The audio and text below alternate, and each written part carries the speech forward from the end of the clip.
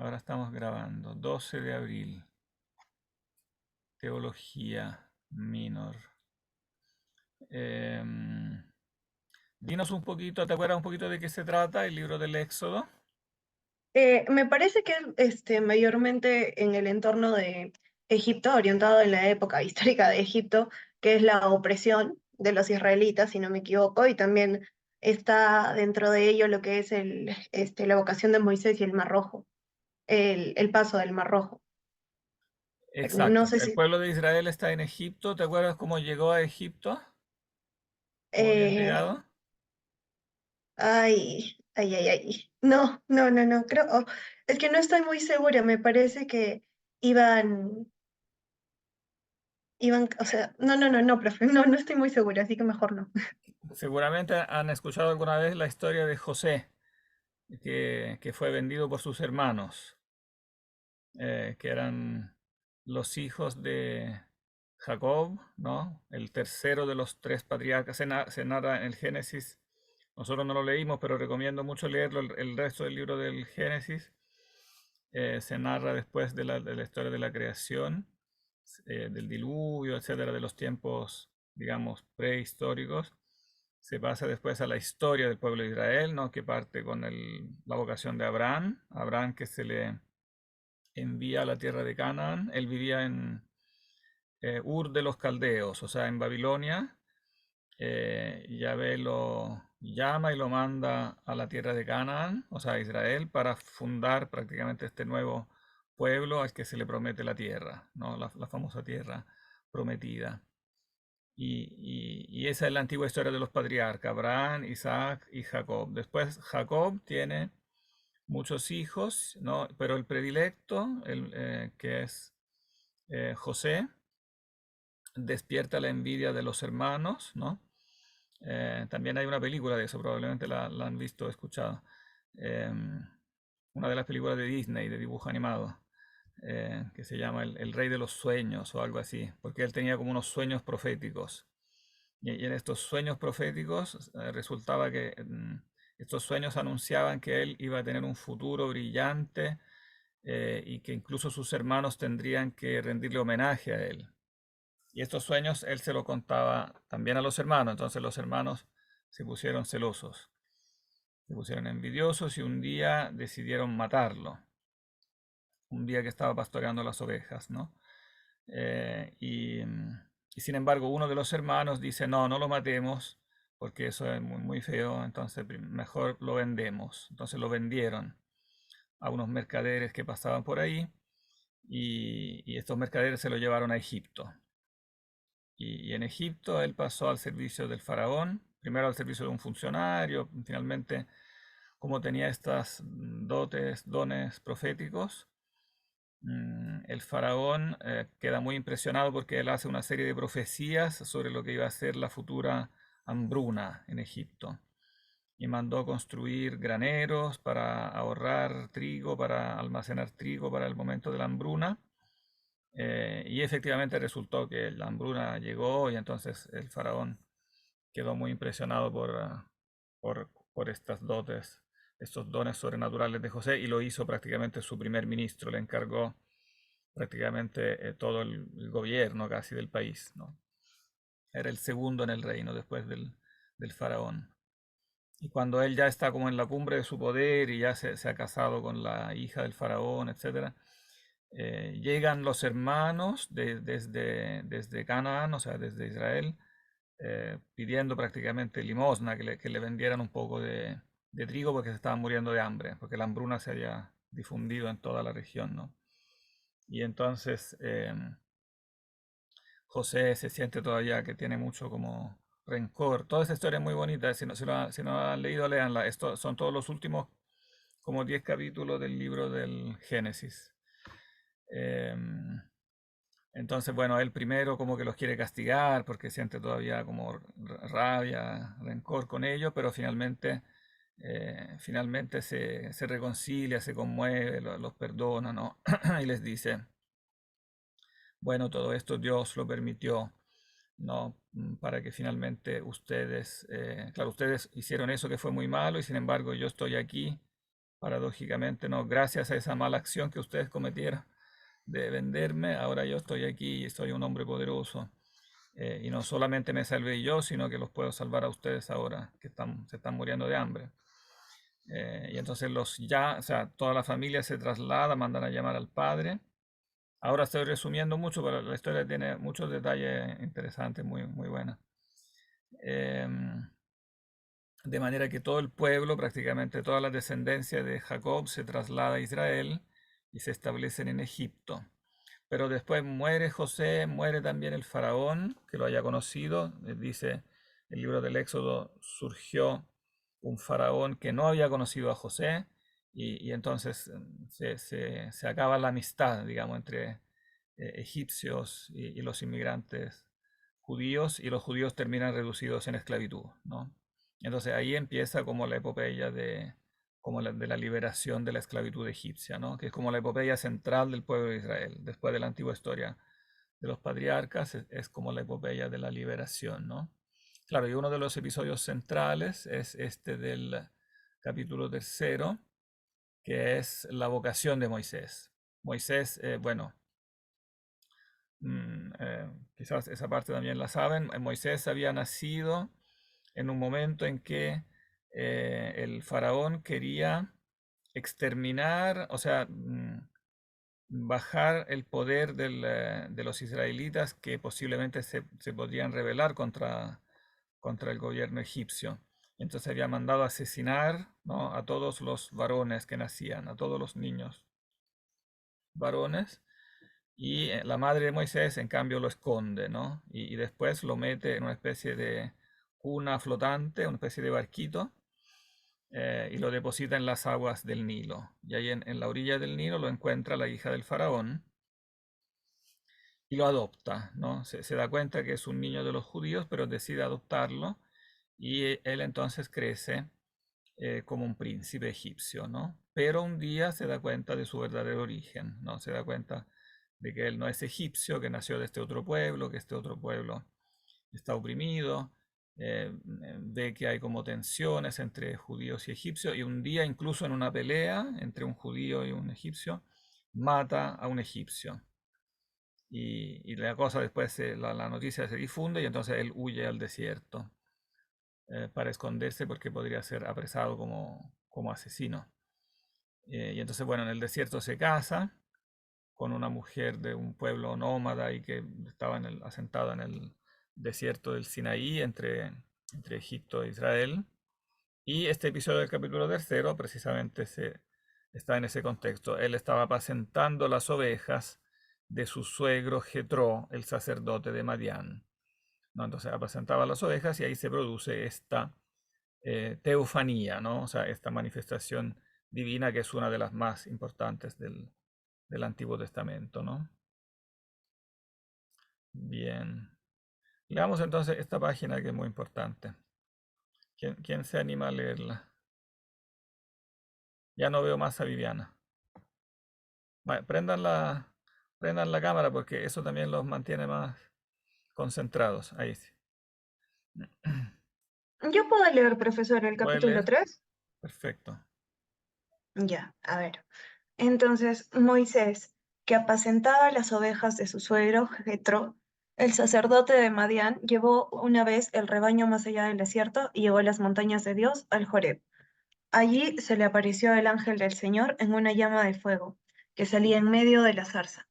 Al ver que la zarza ardía sin consumirse, Moisés pensó: voy a observar este grandioso espectáculo. ¿Por qué será que la zarza no se consume? Cuando el Señor vio que él se apartaba del camino para mirar, lo llamó desde la zarza diciendo: Moisés, Moisés, aquí estoy. Aquí estoy, respondió él. Entonces Dios le dijo: no te acerques hasta aquí, quítate las sandalias, porque el suelo que estás pisando es una tierra santa. Luego siguió diciendo: yo soy el Dios de tu padre, el Dios de Abraham, el Dios de Isaac y el Dios de Jacob. Moisés se cubrió el rostro porque tuvo miedo de ver a Dios. El Señor dijo: yo he visto la opresión de mi pueblo que está en Egipto y he oído los gritos de dolor provocados por sus capataces. Sí, conozco muy bien sus sufrimientos.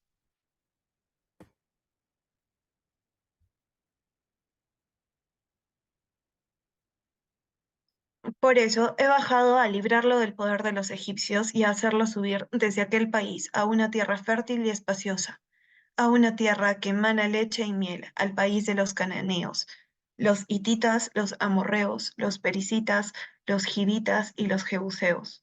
El clamor de los israelitas ha llegado hasta mí y he visto cómo son oprimidos por los egipcios. Ahora ve, yo te envío al faraón para que saques de Egipto a mi pueblo, a los israelitas. Pero Moisés dijo a Dios, ¿quién soy yo para presentarme ante el faraón y hacer salir de Egipto a los israelitas? Yo estaré contigo, les dijo a Dios, y esta es la señal de que soy yo el que te envía. Después que haga salir de Egipto al pueblo, ustedes darán culto a Dios en esta montaña. Moisés dijo a Dios, si me presento ante los israelitas y les digo que el Dios de sus padres me envió a ellos, me preguntarán cuál es su nombre, y entonces, ¿qué les responderé? Dios dijo a Moisés, yo soy el que soy. Luego añadió, tú hablarás así a los israelitas, yo soy, me envió a ustedes. Y continuó diciendo a Moisés, tú hablarás así a los israelitas, el Señor, el Dios de sus padres, el Dios de Abraham, el Dios de Isaac y el Dios de Jacob es el que me envía. Este es mi nombre para siempre y así seré invocado en todos los tiempos futuros. Bien. Y quizás Milagros entonces puede comentarnos qué te parece que son los puntos más importantes aquí. Ok, bueno, los puntos más importantes es de que lo que más llama la atención es estás pisando, digo, estás en Tierra Santa, quítate las sandalias. También de que la zarza habló, ¿no? A Moisés mediante una voz. Y por último sería el yo soy el que soy, en donde se menciona Dios como Él y que será mencionado así por el largo de los tiempos. Claro, sí. Primero, veámoslo entonces uno por uno. Primero, la zarza que arde sin consumirse. No, bueno, es un fenómeno evidentemente milagroso que le llama la atención a Moisés, ¿no? O sea, por eso se acerca, porque pasa algo que es como extraordinario en la naturaleza, un milagro. Ah, perdón, que voy a ver si le puse el link a un libro sobre los milagros que encuentro que es muy interesante, pero ahora me entra la duda. Si puse el link acá. Porque puse el de Lewis, Mero Cristianismo, y ahora no sé si puse el de los milagros. Ratzinger, no, parece que no. Voy a ponerlo porque me acordé ahora por este tema de los milagros. El Lewis escribió este libro también muy bueno sobre el tema de los milagros. Bueno, ahora no vamos a entrar en todo lo que dice ahí en el libro, pero voy a subirlo porque es muy interesante. Em, Ahora perdí el texto. Ahí está. Entonces, bueno, por ahora bastará decir eso, claro, que él a su curiosidad es atraída por este como signo de la presencia de Dios, ¿no? ¿Por qué será que la zarza no se consume? Y entonces está evidentemente Dios preparando una manifestación, una teofanía. Lo llama por nombre, ese también es un elemento interesante, ¿no? Dios lo interpela directamente por nombre. Dios conoce a la persona por nombre, ¿no? Una vocación, ¿no? Donde Dios se manifiesta, pero también llama. Y llama no a cualquiera, sino a alguien muy bien elegido, ¿no? Es el tema de la elección, ¿no? Que es fundamental en la Biblia, la vocación y la elección. Tiene que quitarse las sandalias porque el suelo que está pisando es una tierra santa por la presencia de Dios. Y Dios se presenta. ¿Cómo se presenta? Esta parte le parece que tú la omitiste antes, pero es importante. ¿Cuál es su carta de presentación? Creo que menciona aquí estoy, así. O sea, Moisés dice aquí estoy, ¿no? Dios lo Ah, ya. llama y Moisés responde aquí estoy. Pero cuando Ah, Dios se presenta, ujú. Dice, yo soy el Dios de tu padre, el Dios de Abraham, el Dios de Isaac y el Dios de Jacob. claro, eso entonces es muy interesante, ¿no? Ujú. Cómo se presenta Dios. No es el Dios como a menudo era usual en la antigua religión, no es el dios de un lugar, como podría haber sido los dioses del Egipto. Muchas veces en las antiguas religiones paganas los dioses en el fondo representaban fuerzas de la naturaleza o bien también como protectores, dioses patronos protectores de ciertos lugares, ¿no? Los dioses del Egipto, por ejemplo, que protegían el suelo de Egipto. Pero aquí hay una relación directa con las personas, ¿no? O sea, está el tema como de la alianza de Dios que ha hecho una alianza con Abraham, ¿no? Le ha dado una misión. Entonces, es un Dios en este sentido como personalizado, tal como ahora está llamando a Moisés, antiguamente había llamado a Isaac, ¿no? Y le había prometido una tierra y una descendencia, ¿no? Y sus primeros descendientes, Isaac y Jacob, simbolizan como toda la descendencia de Abraham, ¿no? Es el Dios del pueblo de Israel que ha establecido una alianza. Y bueno, este Dios que ha establecido una alianza, entonces, ¿qué dice? Viene a dar un mensaje bien específico, ¿no? Quizás ahora podría decírnoslo Alexander, ¿estás por ahí? Me gustaría verte en colores.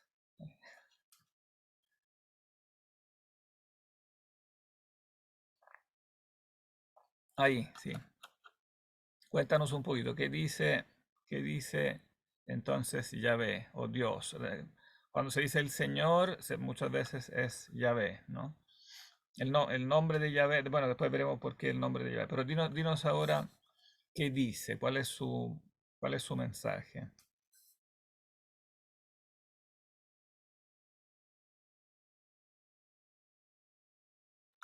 ¿En cuál, profe? ¿En lo subrayado de amarillo? No, lo que viene después. Después de presentarse, como de identificarse de qué Dios es, O sea, hay, lo leo, profe. hay que tener en cuenta que evidentemente en el ambiente de esta época había muchos dioses. Entonces, como normal que Dios te presente, yo soy el Dios de, ¿no? Pero justamente para eso es importante ese texto, porque también dará un salto en ese tema, ¿no? Pero primero que todo, ¿cuál es su mensaje? ¿Qué viene a decirle Dios? Lo llama para decirle algo. ¿Y qué es lo que le va a decir? Ah, como que es el Dios de toda su linaje y descendencia. Esa es su carta de presentación, como dijimos, ¿no? Pero ¿cuál es el mensaje que viene a traer?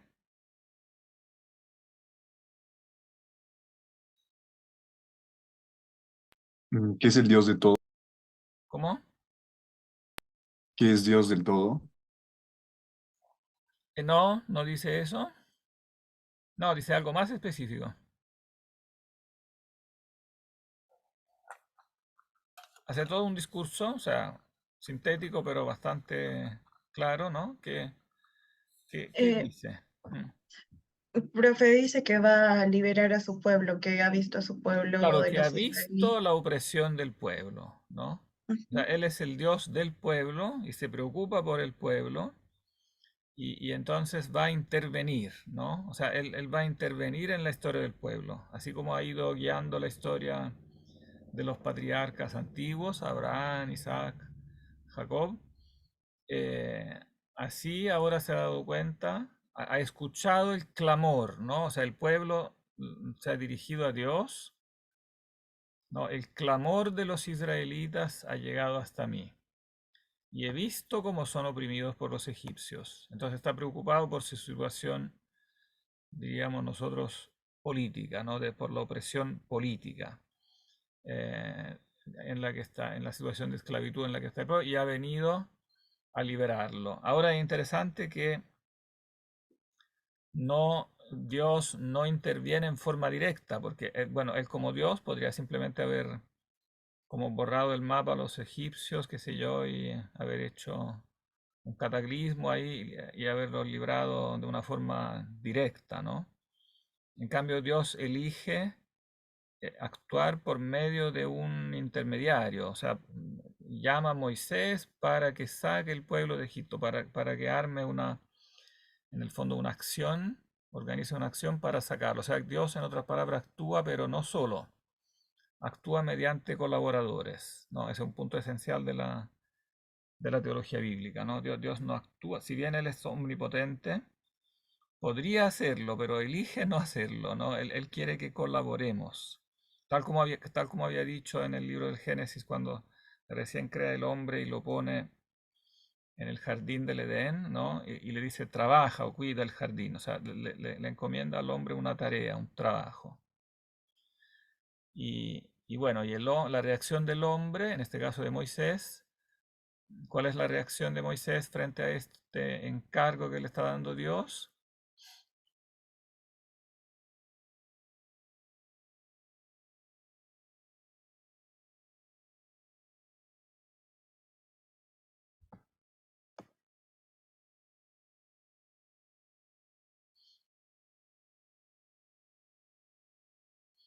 ¿Qué le contesta Moisés? Eh, Viviana. Eh, bueno, profe, principalmente le dice que cómo se va a presentar ante el pueblo y cómo, básicamente que él quién es para Claro, ¿quién poder hacer soy? la misión Claro, que le designa. eso dice, ¿quién soy yo? ¿No? Porque en el fondo le está pidiendo algo que de un punto de vista humano es como desproporcionado.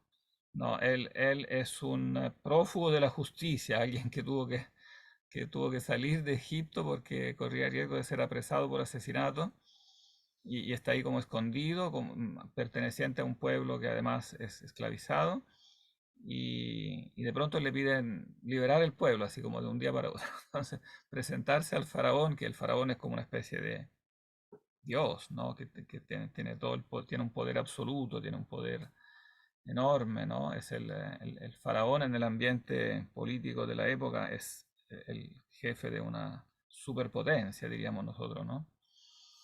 De un país rico, poderoso y además que tiene un poder absoluto. Divinos, es alguien que se identifica con un Dios. Entonces yo que voy, o sea, suena algo, Moisés le rebate a Dios, puede parecer extraño rebatirle a Dios, ¿no? Pero es lo que normalmente nosotros también hacemos, le rebatimos le rebatimos a Dios, pensamos que sabemos más. Pero, pero ocurre esa reacción porque lo que nos pide muchas veces suena como desproporcionado, ¿no? Y entonces, bueno, y entonces evidentemente Dios le contesta, ¿qué le contesta? Algo muy, podríamos decir, muy obvio, pero importante.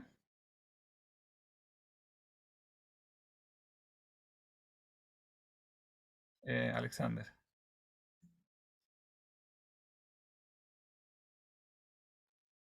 ¿Podría repetirlo, profe? Ahora, la pregunta es frente a Moisés que dice, ¿quién soy yo? O sea, está como casi renunciando al encargo, ¿no? Le está diciendo que no, porque en el fondo que, ¿quién soy yo? ¿No? Es como si yo diga, bueno, ahora anda tú de pronto, Alexander, anda donde el presidente Biden y dile que tiene que hacer tal y tal cosa. Y tú, y tú dices, pero ¿quién soy yo? Que se, se van a reír de mí. ¿Qué puedo hacer yo? ¿No? Entonces, entonces Dios le contesta, ¿qué le contesta? Yo estaré contigo. Yo estaré contigo. Claro, algo muy sencillo. No te preocupes, si yo te doy el encargo, no, es que yo estaré contigo. Algo muy sencillo, ¿no? O sea, claro, quiere la colaboración, ¿no? Pero evidentemente eso implica también la aseguración de que Él estará contigo. O sea, Él pondrá en el fondo el poder efectivo con el cual esto se llevará a cabo es efectivamente el poder de Dios, ¿no? Pero Dios no lo quiere hacer directamente, lo que comentábamos antes, ¿no? Quiere que Moisés vaya y lo haga él, pero evidentemente asegurándole que Él estará contigo. Es en el fondo Dios, como un hecho como transversal, repito, de todo el mensaje bíblico, ¿no? Dios va a hacer las cosas, pero quiere que la hagamos con Él. Lo que Él quiere hacer es estar con nosotros, ¿no? Es en el fondo el objetivo. Bueno, es un título propiamente teológico que se le da a Dios en el Antiguo Testamento, el Dios con nosotros, ¿no? En hebreo, el Emmanuel, ¿no? El Dios con nosotros.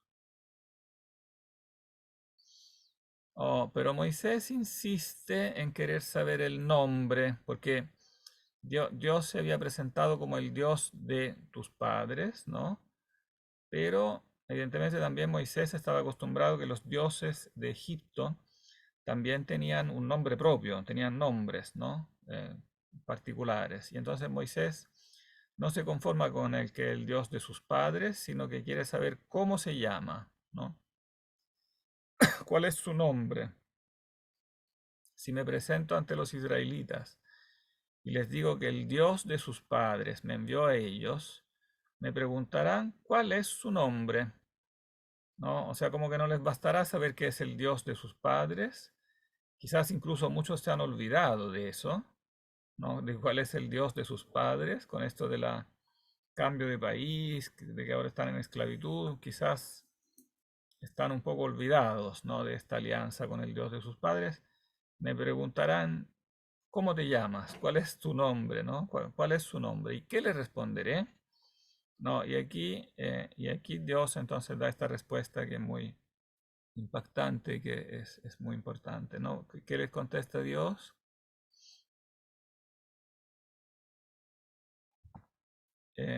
Milagros. Ya. Dios dijo a Moisés, yo soy el que soy. Luego añadió, tú hablarás así a los israelitas. Yo soy, me envió a ustedes. Claro, ese título que se da a Dios, ¿no? Es sumamente importante y también bastante desconcertante, ¿no? ¿Qué quiere decir con esto? Yo soy el que soy. ¿Qué quiere decir este nombre? Yo lo tomaría como que no rinde cuentas a Moisés, porque, o sea, Moisés quiere saber cuál es su nombre, pero digo que piense, o digo, Dios dice, no, yo soy, o sea, ya le ha dicho, tiene que creer en lo que él le ha dicho porque es Dios, algo así. Esa es una forma de interpretarlo, ¿sí? Hay mucho sobre este verso, quizás el verso más discutido de toda la Biblia, ¿eh? O al menos de todo el Antiguo Testamento. Porque, claro, esa puede ser una forma de interpretarlo. Yo soy el que soy, como una especie de decir, yo soy un misterio, como que mi nombre es un misterio y no te lo voy a decir, ¿no? Pero algunos lo interpretan así, efectivamente, pero yo creo que, en cambio, la frase que sigue orienta la interpretación de una manera distinta, porque después él usa el yo soy como su propio nombre. O sea, hablarás así a los israelitas. Yo soy, me envió a ustedes. O sea, como si el ser, el hecho de ser, fuera su nombre. O sea, como si su nombre particular fuera que, que él es como el que esencialmente es, como el ser mismo, ¿no? Y de hecho, Profe, yo, ¿sí? perdón, yo creo que justo se refiere, o sea, justo se va a la raíz etimológica, no más a eso. Porque muchas veces nosotros en la actualidad decimos que Dios existe, pero sin embargo Dios no existe, Dios es, y vemos que lo decía desde ese entonces.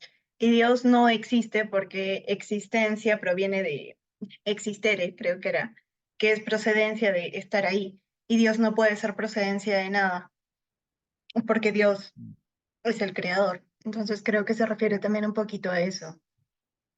Exacto, sí, sí, sí, sí. Y esta en la tradición teológica cristiana y antes ya judía es la interpretación predominante. Esta es la interpretación tradicional.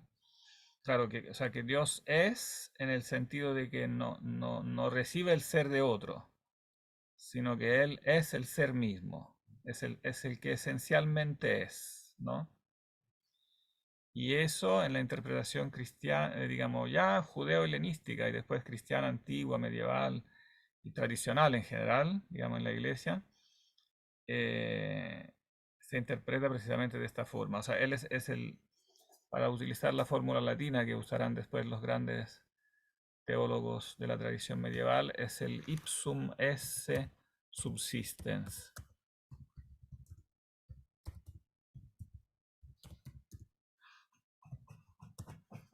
O sea, es el ser mismo subsistente. Pero vamos a ponerlo en una nota para no crear confusión en el texto.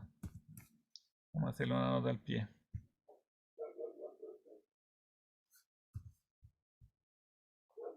Insertar nota. No, referencia. Nota al pie. Ipsum esse subsistente. O sea, en castellano sería el ser mismo subsistente. Los latinos agregaron esta palabra, los teólogos latinos medievales agregaron esta palabra subsistente para aclarar que no es el ser mismo en el sentido meramente abstracto. Porque si uno dice, bueno, el ser, uno podría tomarlo simplemente como una idea abstracta, como la idea del ser, ¿no? La idea universal del ser. No, evidentemente no, Dios no es una mera idea abstracta, ¿no? Es el ser mismo sustancialmente existente, que existe por sí mismo. Claro, por contraste, por contraposición al ser creado, ¿no? Que en cambio existe por participación, porque Dios lo crea, o sea, porque Dios le participa el ser, ¿no? Entonces, claro, este texto en el fondo aclara también mucho de lo que es el relato que leímos las veces pasadas de la creación. Cuando dice que Dios crea, en el fondo hay que tener presente primero quién es Dios, ¿no? ¿Qué significa crear? Depende de cuál es la esencia de Dios, ¿no? Y la esencia de Dios es como tener el ser en propiedad. Entonces, al tener el ser en propiedad, se explica también qué significa crear, que es participar el ser a otro. Entonces, el ser que tenemos las criaturas es un ser real, sí, real, verdadero, pero participado. O sea, que depende, como estructuralmente depende de otro, no es autónomo. No es que Dios nos forma y después se va. Como que hace como un escultor que hace una estatua, pero después la estatua no depende de él, la estatua tiene su existencia propia, ¿no? No, en el caso de Dios, Él no es que sea, no es que nos hace y se va, nos hace y nos continúa suministrando la energía del ser. Somos como unos computadores conectados a la red eléctrica o digamos a la red de internet, que digamos que reciben esa energía continuamente, no la tenemos como una fuente de energía propia, ¿no? Sino que es continuamente suministrada por el que esencialmente es, ¿no? El ser creado participa del verdadero y propio ser que es solamente el de Dios. En ese sentido, Él es el que es. Bueno, y esta interpretación, que es la interpretación tradicional, es confirmada también por el uso que de esta fórmula hace el propio Jesucristo, particularmente en el Evangelio de San Juan. Bueno, nosotros lo veremos porque después leeremos más en detalle San Juan, pero lo anticipamos aquí porque viene al tema. El propio Jesucristo, para subrayar su propia divinidad, que Él es Dios y el mismo Dios que llamó a Abraham, el mismo Dios que llamó a Moisés, que ahora se encarnó en Jesús de Nazaret, Él mismo en el Evangelio de San Juan varias veces ocupa esta fórmula, yo soy. Yo soy. Por ejemplo, en el capítulo 8 de San Juan, cuando hay una polémica contra los doctores de la ley y le dicen, Jesús menciona a Abraham, dice, Abraham se alegró en ver mi día, ¿no? Y entonces los doctores le rebaten, pero ¿cómo tú no tienes ni 50 años y has visto a Abraham? ¿No? Y Cristo le contesta, en verdad os digo, antes que Abraham fuera, yo soy. ¿No? O sea, se atribuye este verbo ser en el sentido fuerte, que indica la propiedad en el ser, o la eternidad, ¿no? Si se quiere decir de otra forma, el ser eterno, por contraposición al ser creado. Ahora, como observa Ratzinger, no sé si alguien ha leído esos capítulos de Ratzinger, que hay uno donde comenta ese texto, no sé si alguien lo ha leído, que él recapitula un poco la discusión sobre este punto. ¿No? ¿Nadie lo ha leído? Lean esa parte que es importante, ¿eh? Ahí lo que Ratzinger recuerda y menciona es que en la filosofía moderna, también en la exégesis bíblica moderna, que influida por la filosofía moderna y contemporánea, ha habido una reacción contra esta interpretación tradicional. Y los filósofos y los exégetas modernos han dicho, bueno, pero esta interpretación de Dios como el que es en este sentido de la eternidad, quizás resiente mucho de la filosofía griega que en ese momento los primeros cristianos habían aprendido en su ambiente cultural. Porque esto efectivamente recuerda mucho lo que dice Platón, ¿no? La base de la teoría platónica de las ideas. Para Platón, ¿cómo se define Dios? ¿Quién es Dios en el sistema platónico? En qué se basa la teología que había, que había construido Platón? ¿Alguien sabe? ¿O no? ¿Lo han visto en algún curso? Podemos ponerlo, si no lo saben, alguna referencia aquí en la nota. ¿Han visto en algún curso algo de eso? ¿Saben algo de Platón? Ah, sí, profe. Ya, cuéntanos tú. Ah, de Platón. Sí, pero no de Platón en general, sino que específicamente de como del centro de su doctrina Bueno, básicamente creo del que es, ser. habla mucho sobre lo que es el cuerpo y el alma y sobre ¿Sí? cómo el cuerpo es la cárcel del alma, si no me equivoco. ¿Sí? ¿Y Pero qué es el alma? O sea, ¿cómo el llega a alma, hablar del alma? ¿Qué función tiene el alma? ay, profe, no me acuerdo. Voy a revisar apuntes. Pero es fácil de recordar. Primariamente para él el alma es la mente, o sea, la capacidad de ver los conceptos, ¿no? Y detrás de los conceptos, dice Platón, o sea, el alma ve lo que él llama las ideas, ¿no? Habla del mundo de las ideas al que el alma tiene acceso. ¿Qué son las ideas para él? Seguramente han escuchado esta doctrina, ¿no? De Platón, el mundo de las ideas. ¿La han escuchado alguna vez o no? ¿Sí? Es importante Sí, si para no me este equivoco, es la alegoría de la caverna. Sí, la narra en esa parte de la República donde la expone en Ujú, esa parte de la República donde también habla de la alegoría de la caverna, que es como una especie de ascenso, ¿no? De ujú. los hombres que están como prisioneros en la caverna. ¿Y cómo están ellos? Están como encadenados, Como viendo, encadenados viendo las sombras. como viendo las sombras de unos Ujú. objetos que son proyectadas contra la pared de la caverna, ¿no?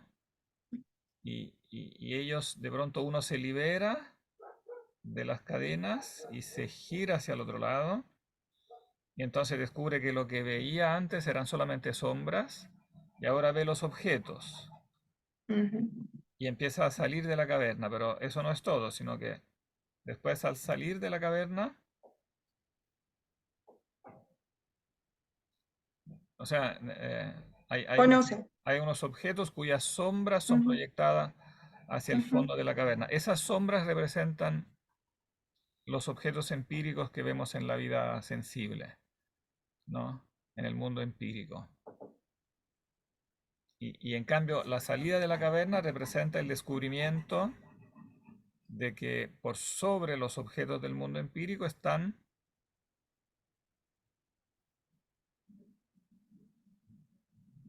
que hay por sobre el mundo empírico, lo que él llama, lo dije antes, lo que él llama el mundo de las En el ideas. mundo de las El ideas. mundo de las ideas. Las ideas son como los modelos eternos de las cosas, Sí, ¿no? los denomina arquetipos incluso, si Los no me arquetipos, equivoco. claro. En el fondo Ajá. a él se da el jugo, digamos, el núcleo de la filosofía platónica es el Ah, descubrimiento que detrás de los entes empíricos que nosotros percibimos con los sentidos corpóreos, hay una estructura racional, ¿no?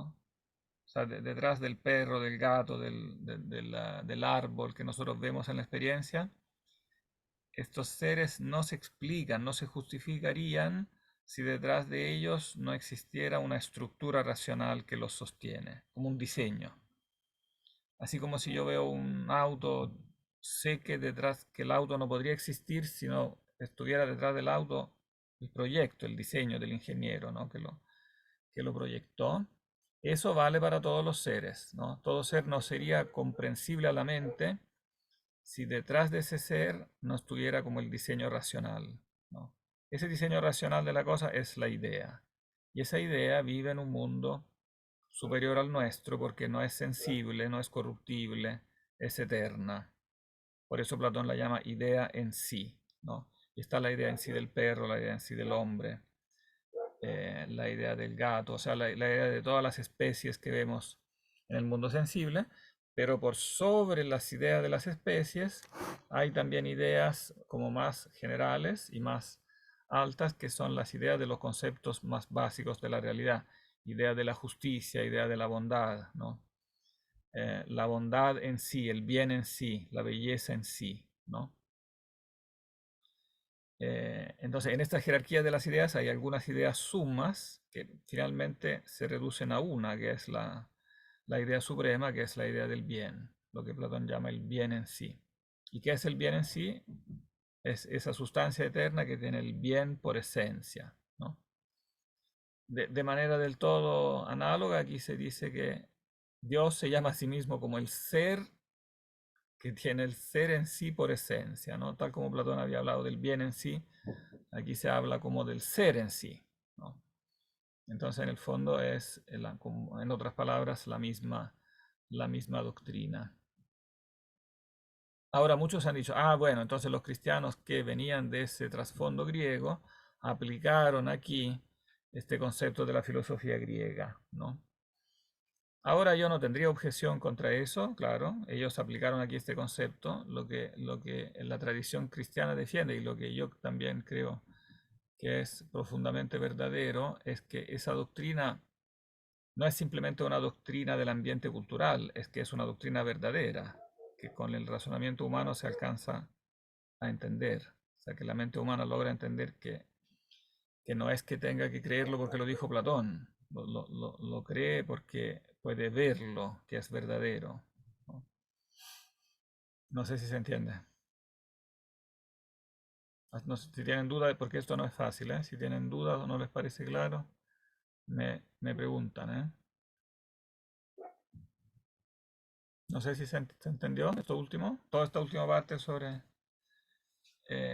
Sí, el ser en sí, como este contraste como que analizó Platón entre el ser en sí y el ser participado. La misma palabra participación que yo usé antes, que es una palabra de la teología cristiana, está tomada prestada de Platón, solo que en griego se dice de forma diferente. En griego es metexis.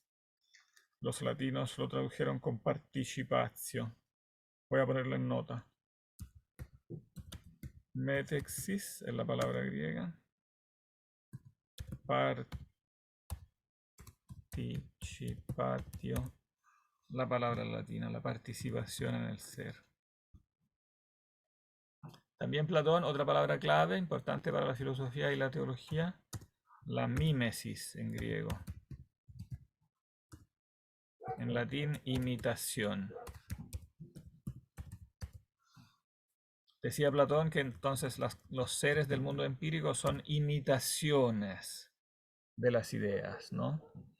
Así dice también la Biblia que el ser humano está hecho a imagen y semejanza de Dios, no es una imitación de Dios.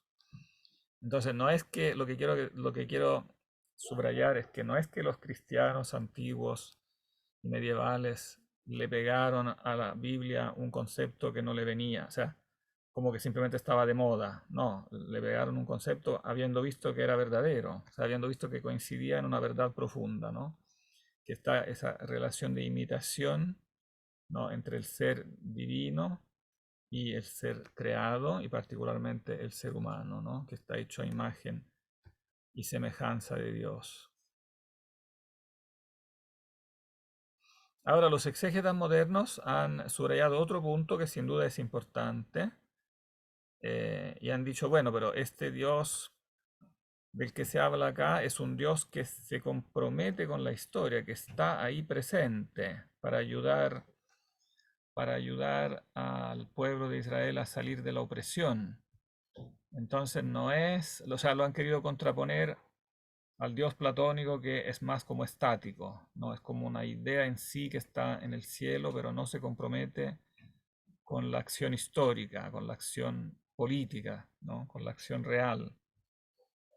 Y efectivamente es un aspecto importante que en el texto bíblico está, ¿no? Este Dios, a diferencia, efectivamente en este caso, a diferencia del Dios platónico, es un Dios que se involucra con la historia, ¿no? A Platón eso le parecía, no entraba dentro de su mentalidad. Para él Dios, como está en este mundo de las ideas, es un Dios un poco, ¿cómo decirlo? Que un poco despreocupado, por decirlo de alguna manera, ¿no? Despreocupado de la historia de este mundo. No se involucra en los enredos de la historia de este mundo. En cambio, el Dios bíblico es como evidente de este pasaje y de muchos otros pasajes, de casi todo el relato del Antiguo Testamento. Es muy evidente que este Dios bíblico sí se involucra con todos los enredos y todos los desastres y todos los pecados, etcétera, etcétera, de la historia del pueblo de Israel y después de la humanidad entera, ¿no? Entonces han dicho, no es el Dios griego, sino que es un Dios diferente, como que han hecho una contraposición. Pero yo creo, y también Ratzinger muestra de alguna manera también, que en realidad estos dos aspectos se complementan, ¿no? No son contrarios, ¿no? Simplemente que Platón había iluminado un aspecto, este aspecto de como de la posesión completa del ser que está en Dios, por contraposición con el ser finito participado de las criaturas. Entonces, aquí este aspecto está acorde a lo que dice Platón, solo que después además se complementa con este otro aspecto que en Platón no estaba, o estaba muy poco, de un Dios que se compromete con la historia. Ambas cosas no son contradictorias. Si yo, si yo las divido, si yo digo solamente que un aspecto, que el Dios que se compromete con la historia, pero dejo de lado el aspecto de que Él es el verdadero ser, que tiene el ser en propiedad, que es el ser supremo, que tiene el ser por esencia. Si yo no digo eso, entonces reduzco Yahvé al nivel de cualquiera de los dioses paganos que también actuaban en la historia. También Zeus en la Ilíada actuaba en la historia, también los dioses de los egipcios de una u otra manera actuaban también. El dios de la religión, siempre de alguna manera, de las diferentes religiones, siempre de alguna manera se involucraba con la historia.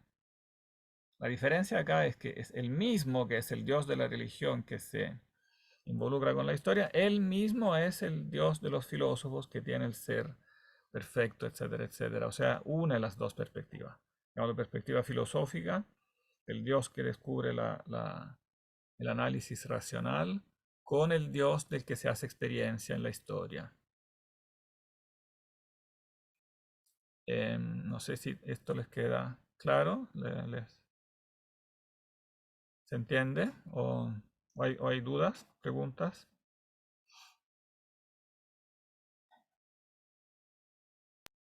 Sí se entiende, profe. Por mi parte, yo ya había visto bastante de Platón, entonces es como que un recordatorio.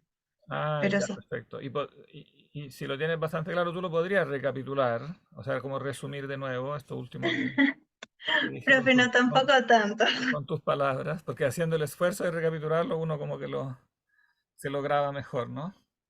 A ver, o sea, Si te podemos ver, básicamente, si te podemos ver también, mejor todavía.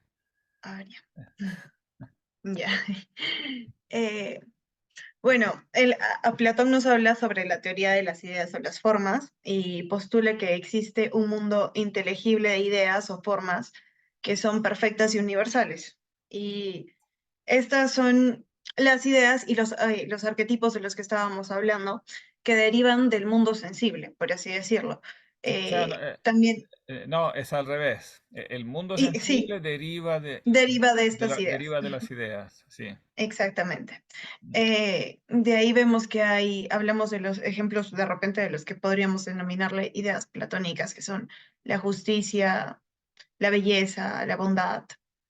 No, de ahí también vemos lo que es el dualismo del alma y el cuerpo, que es lo que yo mencionaba al comienzo, que Platón concibe al ser humano como una dualidad de alma inmortal y cuerpo mortal, y que el alma es esta parte racional y eterna, y que el cuerpo, por otro lado, como dijera la cárcel, pero es esta parte material y que, por así decirlo, podríamos decir que como que caduca, ¿no? Que Mm, sí fallece. sí, Eh, de ahí también desarrolla el modelo del estado ideal gobernado por los filósofos y reyes, donde espera, propone que hay no, antes de irte al estado ideal, porque eso nos llevaría ya por otro tema. sí. eh, eh, Es que es lo que yo sé de Platón, profe, claro, no, mayormente. no, pero concéntrate ahora en el punto que, más específico que estamos viendo ahora, que es entonces, a raíz de esto, ¿qué dice Platón de Dios? ¿Qué es Dios para Platón? Lo pregunto porque es lo que se está identificando con el Dios que aparece aquí en el Éxodo, por un aspecto, ¿no? ¿Qué es Dios para Platón, en definitiva, en base a a esto que dijiste? Mm,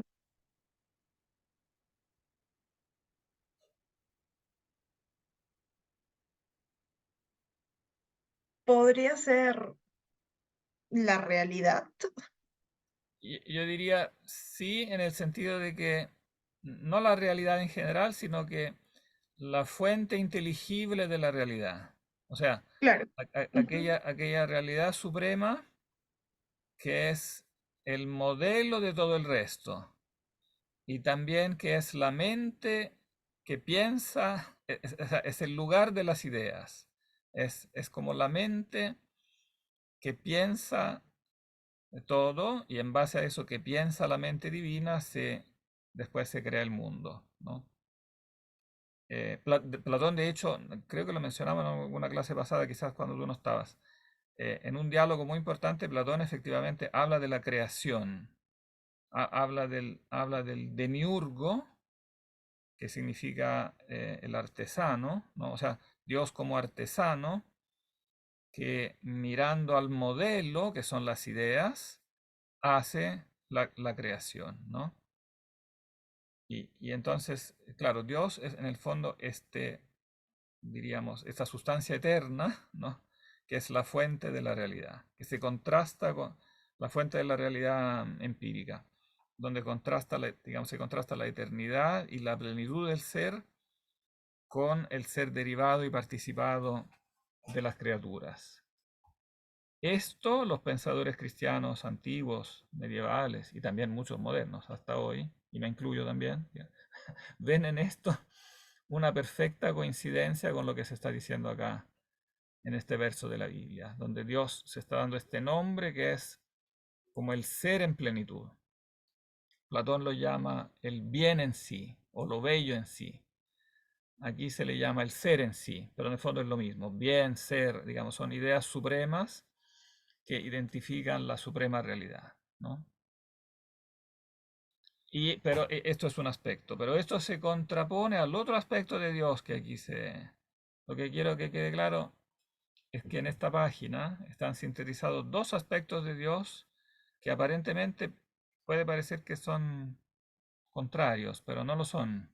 No, uno, Dios como lo que es eterno, por contraste con lo temporal. Y en cambio el otro aspecto que está aquí,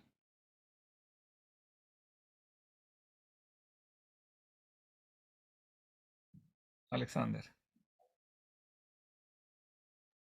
Sí, profe. ¿Cuál es el otro aspecto como de Dios que aquí se evidencia, aparte de este concepto de la contraposición entre ser eterno y ser temporal?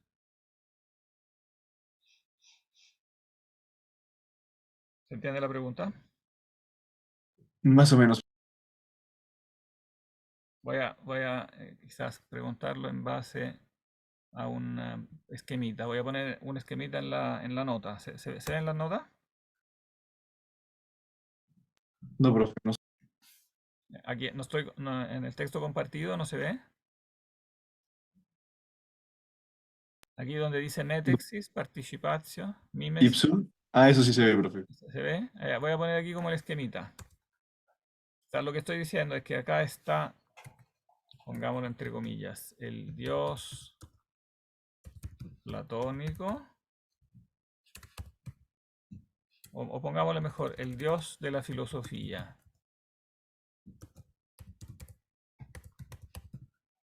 que es como ser eterno,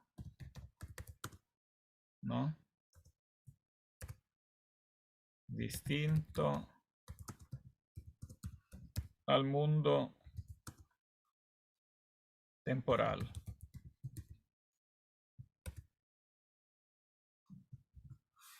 Pero aquí está también, en esta misma página de la Biblia, está también el Dios, llamémoslo, de la religión. ¿Cuál es la característica del Dios de la religión? Como lo definimos ahora recién, en esto que dije antes.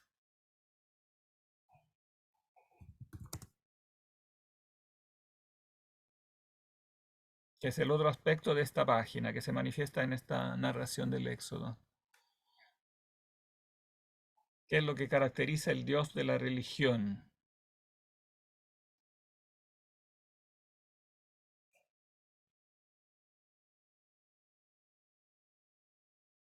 Viviana.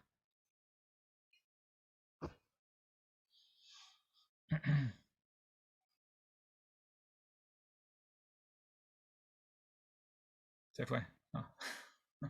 ¿Ya no estás? Es todo el tema que decíamos antes, su estar comprometido con la historia particular del ser humano. O sea, es el que tiene una relación personal con el ser humano y se involucra en su historia.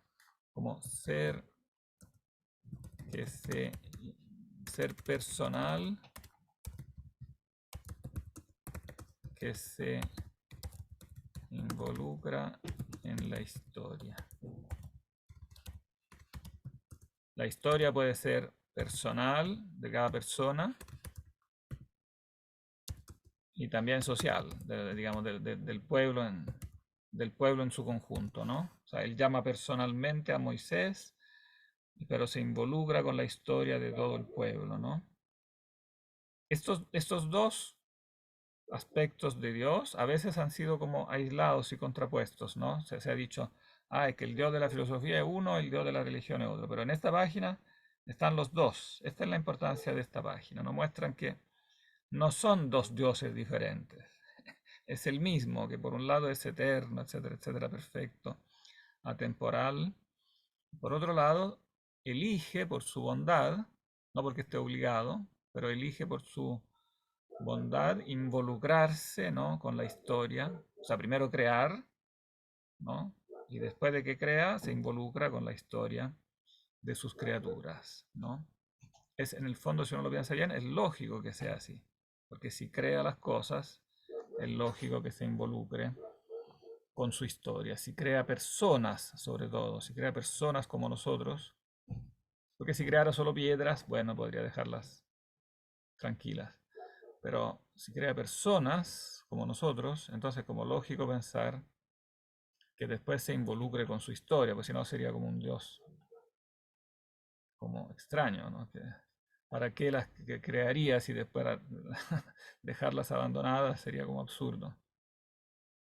No sé si se entiende, está como entonces este doble aspecto.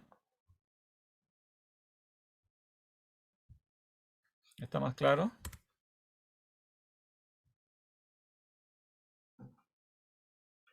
Profesor, ¿podría explicarlo de nuevo sobre su relación? La relación de este aspecto con el otro. Ajá, el de ser Claro, eterno y ser lo que yo personal. trato de enfatizar es que estos dos aspectos de Dios, muchas veces en la filosofía, en la exégesis, sobre todo moderna y contemporánea, se ha intentado contraponerlos. O sea, han dicho, no, este no es el Dios de los filósofos.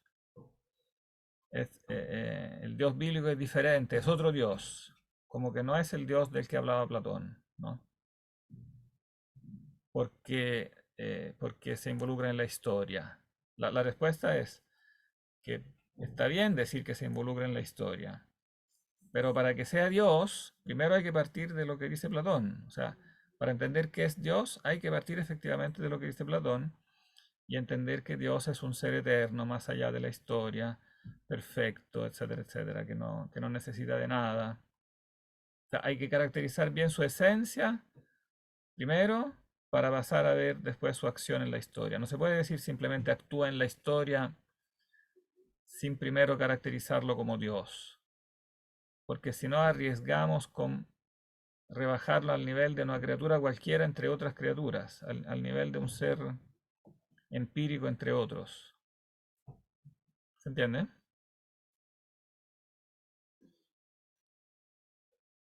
Lean un poco bien esa parte de Ratzinger y también yo encuentro que lo explica muy bien este libro de Lewis que se llama Como tú, Milagros. Sí, el libro se llama así, Milagros. Ese libro explica muy bien esto. Todo esto que estoy tratando de explicar ahora lo explica, bueno, más largo porque es un libro completo, ¿no? Pero vale la pena, sí, encuentro que es muy didáctico. Parece que no les subí el link de eso, así que en cuanto termine la clase ahí se lo voy a subir para que lo puedan leer. Bien. Ah, bueno, aquí reuní algunos textos que donde se ocupa la misma fórmula, ¿no? Donde aquí, por ejemplo, Isaías, donde se recalca la eternidad de Dios, ¿no? El que llama a las generaciones desde el principio. Yo el primero, yo el mismo con los postreros, como la eternidad de Dios, ¿no? Yo soy el primero y yo soy el último. Fuera de mí no hay Dios, ¿no? El pasaje de San Juan que antes cité. De cierto os digo, antes que Abraham fuese, yo soy, ¿no? Aquí el propio Jesús se está identificando él mismo con el, el, el yo soy que le había hablado a Moisés, ¿no? El que tenía como nombre yo soy. Antes que Abraham fuera, yo soy, ¿no? O sea, a pesar de que como hombre él se encarnó mucho tiempo después, ¿no? Se encarnó 2000 años después, sin embargo, como Dios, ¿no? Antes que Abraham fuera, yo soy. ¿No? Está recalcando su divinidad y su identidad con el Dios que le habló a Moisés. Y aquí ahora, antes de concluir, porque todavía tenemos unos minutitos, ¿no? Antes de concluir, quisiera pegarle otro pedacito. Ah, bueno, también una cita parecida en el Apocalipsis. Este Apocalipsis 1,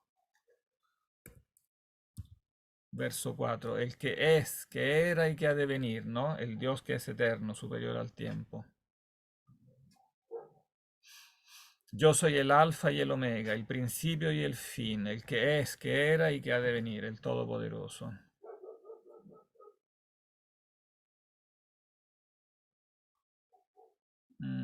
Y voy a pegarle aquí otro pedacito del libro del Éxodo, porque encuentro que los dos tienen también una relación muy estrecha, que es cuando después en el capítulo 20 Dios le da a Moisés los famosos 10 mandamientos. Voy a copiar y pegar aquí el pedacito para que lo tengamos juntos. Éxodo capítulo 20.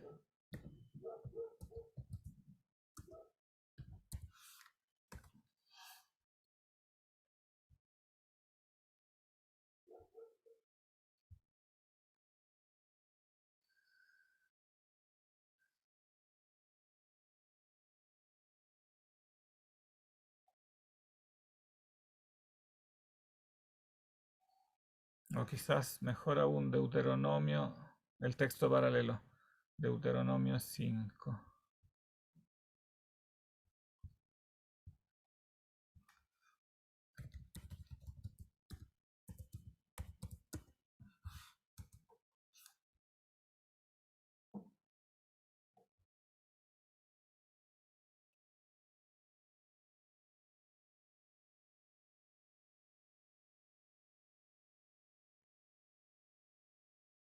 No, prácticamente lo mismo, es igual.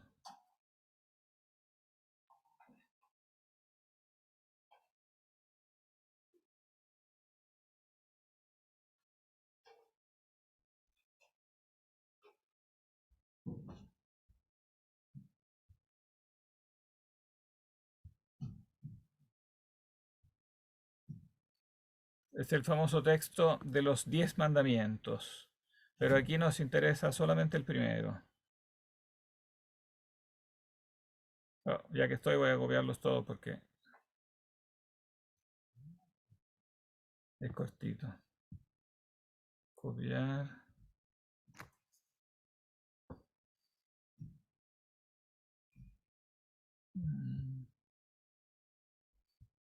Y pegar.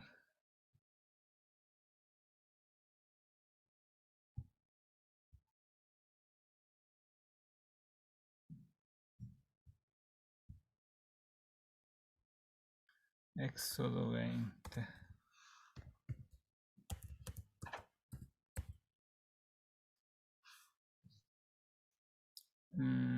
¿Tú, Alexander, puedes leer solamente los primeros 3 versos? Sí, profe. Desde el 20.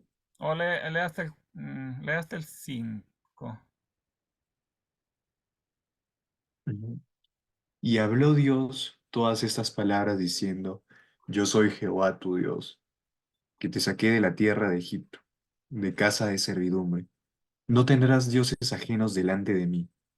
No te harás imagen ni ninguna semejanza de lo que sea arriba en el cielo, ni abajo en la tierra, ni en las aguas debajo de la tierra. No te inclinarás a ellas, ni las honrarás, porque yo soy Jehová tu Dios, fuerte, celoso, Hasta ahí. que visita. Hasta ahí es suficiente. ¿Qué quiero recalcar con esto? Que están aquí como los mismos elementos que aparecen en la teofanía de la zarza ardiente, ¿no? ¿Cómo se presenta Dios? Bueno, ya ha pasado, ya ha tenido lugar la salida de Egipto. Entonces Él se presenta como aquel que te saqué de la tierra de Egipto, ¿no? Ya tuvo lugar toda la epopeya de Moisés, ya el pueblo salió. Y entonces Yahvé se identifica, tal como cuando había hablado a Moisés, había dicho, yo soy el Dios de tus padres, de Abraham, de Isaac, de Jacob, ¿no? Acá se identifica de un modo análogo, mencionando su hazaña militar, ¿no? Yo soy Yahvé, tu Dios, que te saqué de la tierra de Egipto, ¿no? Esta salida, esta guerra de independencia, de liberación, diríamos, que esta hazaña que hicieron los judíos al librarse de la esclavitud, en realidad la hizo Yahvé, ¿no? Él es que la guió, la organizó, dio el poder para eso, ¿no? Entonces yo te saqué de la tierra de Egipto, de la casa de servidumbre.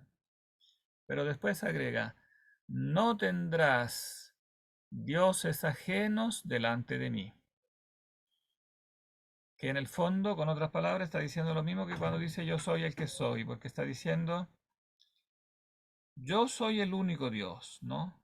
Si yo soy el que soy, si Dios es el que es, solamente puede haber un Dios, ¿no? Dios es uno solo, el ser, como el ser absoluto, el ser supremo, no puede haber más de un Dios, ¿no? Y por eso el primer mandamiento es ese, ¿no? No tendrás otros dioses fuera de mí. Yo soy el único Dios, porque yo soy el que soy, en definitiva, ¿no? Yo soy, o sea, no puede haber otro como yo, ¿no?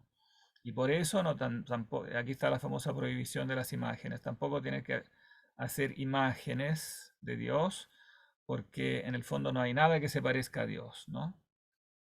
Ninguna semejanza de lo que está arriba en el cielo, ni abajo en la tierra, ni en las aguas debajo de la tierra. No, nada de lo que hacen los pueblos paganos, que representan a Dios como el sol, como la luna, como un gato, etcétera, etcétera.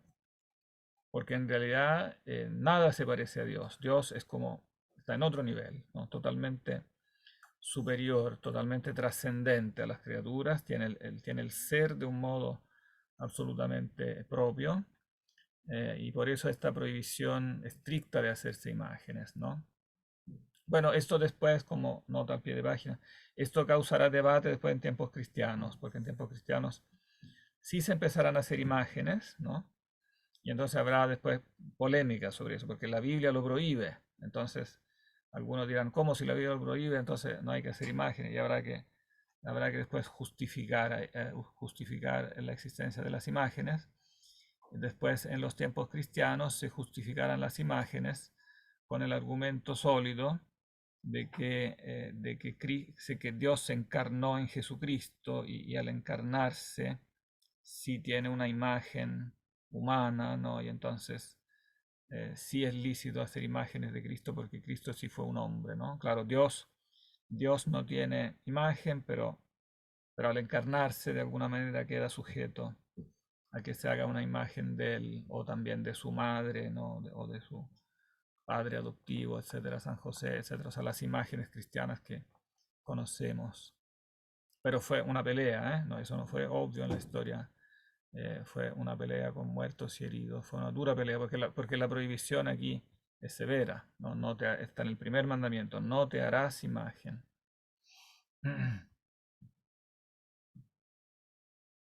Bien.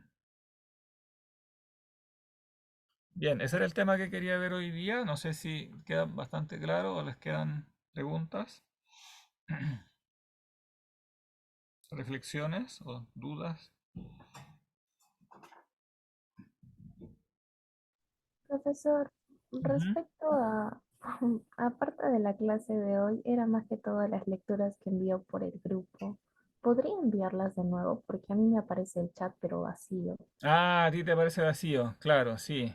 Voy a mandar, sí, yo había mandado varios links, pero voy a especificar más cuáles son más, porque yo había puesto los links y por qué lecturas había que partir. Entonces voy a poner de nuevo los links y también voy a poner qué leer, a qué dedicarse más esta semana. Claro, la semana pasada era más el texto de Ratzinger, porque tiene esta parte que comenta Éxodo 3, que es bastante buena.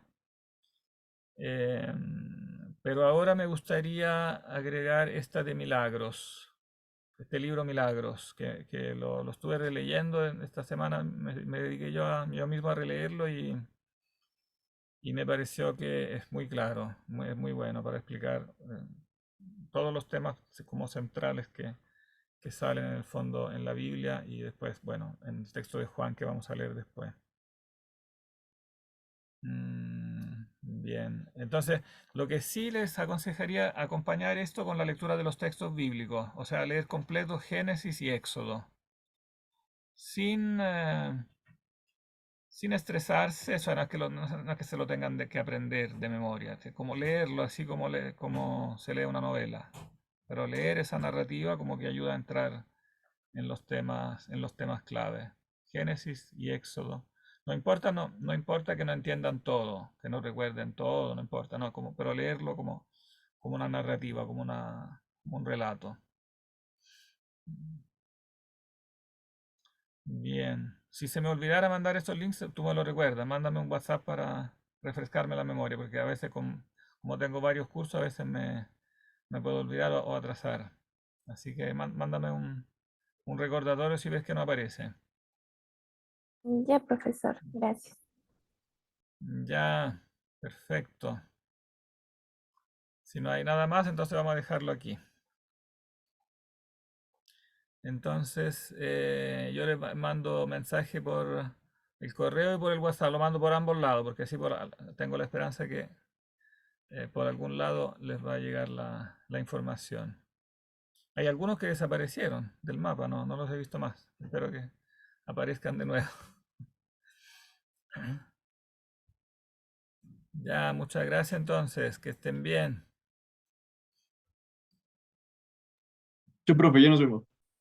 Chao. Hasta la próxima clase. Chao, chao, profesor. Chao, nos vemos.